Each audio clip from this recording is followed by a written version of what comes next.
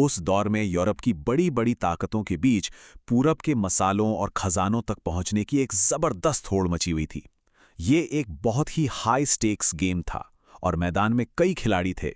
जैसा कि हम यहाँ देख सकते हैं, मैदान में उतरे तो कई लोग थे, लेकिन सबके खेलने का तरीका एक जैसा नहीं था। पुर्तगाली और फ्रांसीसी कंपनियां सीधे सीधे सरकार चला रही थीं। डच कंपनी एक तरह का हाइब्रिड मॉडल थी, लेकिन ब्रिटिश ईस्ट इंडिया कंपनी वो पूरी तरह से प्राइवेट थी।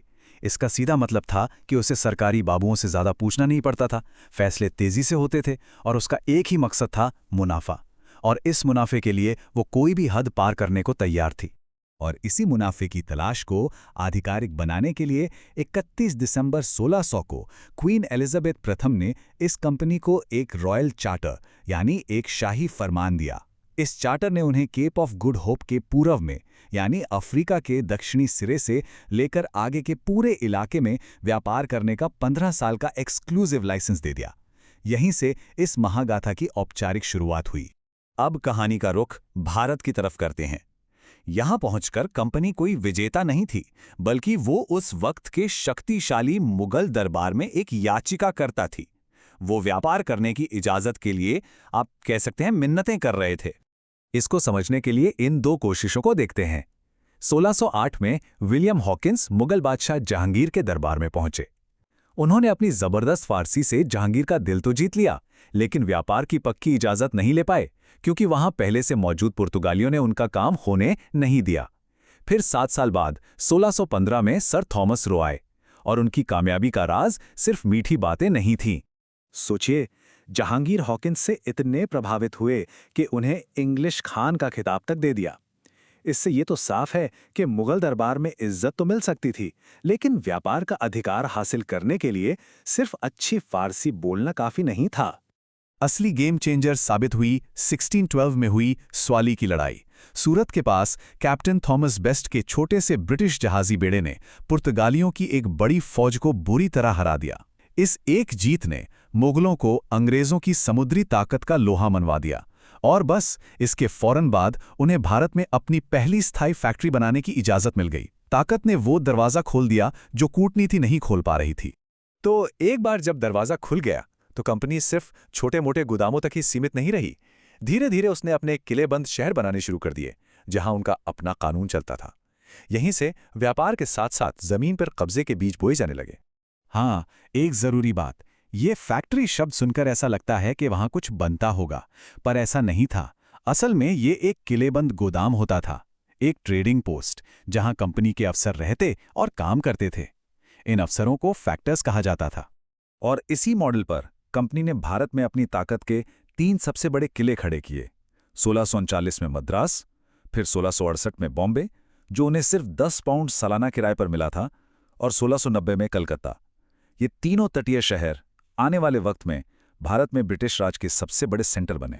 अब कहानी में एक और बड़ा ट्विस्ट आता है। साल था 1717 और मुगल बादशाह थे फर्रुखसियर। उन्होंने एक ऐसा शाही फरमान जारी किया जिसने ईस्ट इंडिया कंपनी की किस्मत ही पलट दी। इस फरमान को कंपनी का मैग्ना कार्टा भी कहा जाता है। तो इस फरमान से मिला क्या? बहुत कुछ।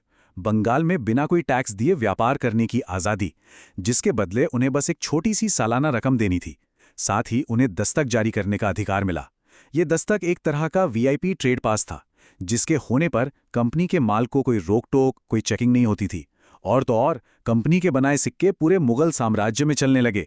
मतलब साफ था, कंपनी को बाकी सभी व्यापारियों पर एक जबरदस्त बढ़त मिल गई थी। अब जब पैसा और ताकत दोनों हाथ में आ गए, तो टकराव होना तो तय था। सवाल अब यह था कि भारत में सबसे बड़ी यूरोपियन शक्ति कौन होगी, अंग्रेज या फ्रांसीसी? और इस सवाल का जवाब मिला कर्नाटक के युद्धों में। ये जो पूरा संघर्ष है ना, ये 3 हिस्सों में चला। पहला युद्ध तो लगभग बराबरी पे खत्म हुआ। दूसरे युद्ध में रॉबर्ट क्लाइव नाम के क्लर्क ने आरकोट में एक ऐसी जीत हासिल की जिसने पूरा पासा ही पलट दिया। और फिर हुआ तीसरा युद्ध, जो निर्णायक साबित हुआ। इसमें वांडी वॉश की लड़ाई ने भारत में फ्रांसीसियों के सारे सपनों को चकनाचूर कर दिया। वैसे पहले कर्नाटक युद्ध में ही एक लड़ाई हुई थी जिसने सबको चौंका दिया था, सेंट टॉम की लड़ाई।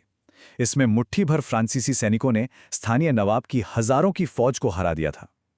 इस एक लड़ाई ने एक कड़वा सच सबके सामने ला दिया था। यूरोप की मिलिट्री ट्रेनिंग और रणनीति भारतीय सेनाओं से कहीं ज्यादा असरदार थी। और फिर आया वो साल जिसने सब कुछ तय कर दिया, 1760, वॉन्डी वॉश की लड़ाई। ये वो फाइनल मैच था जिसमें ब्रिटिश सेना ने भारत में फ्रांसीसी ताकत को हमेशा हमेशा के लिए खत्म कर दिया। इसके बाद भारत में अंग्रेजों को चुनौती देने वाला कोई और यूरोपियन बचा ही नहीं था। तो अब तस्वीर बिल्कुल साफ थी। फ्रांसीसी हार चुके थे, पुर्तगाली और डच पहले ही दौर से बाहर हो चुके थे।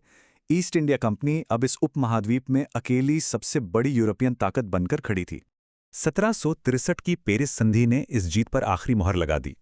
इस संधि के तहत फ्रांसीसियों को उनकी व्यापारिक बस्तियां तो वापस मिल गईं, लेकिन एक शर्त के साथ कि वो ना तो इन बस्तियों की किलेबंदी कर सकते हैं और ना ही वहां सेना रख सकते हैं।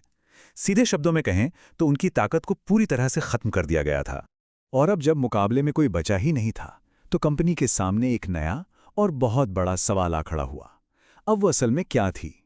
सिर्फ एक व्यापार करने वाली कंपनी या फिर एक शासक? यही वो सवाल था जो आने वाले दशकों में हिंदुस्तान की पूरी तकदीर